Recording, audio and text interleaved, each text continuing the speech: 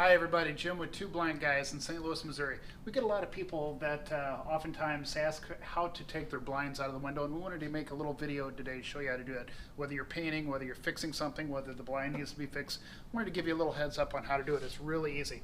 This one right here actually is one of the new valance clips. It's magnetic, so you're just going to reach up behind there and pull it out.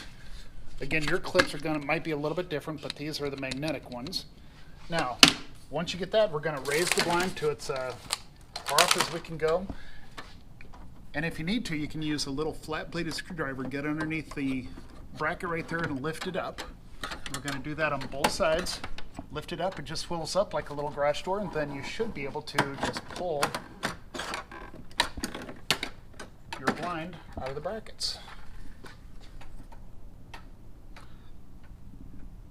Now when you want to put them back in, you're just going to do the reverse order. You're going to pop your blind back in, and you're just going to push your little doors down until they click in. And again, with the magnetic valance, you're just going to pop your valance right on top, and it's going to grab on. And you are good to go. And that is how you take your blind out of and put it back in the window. Thank you.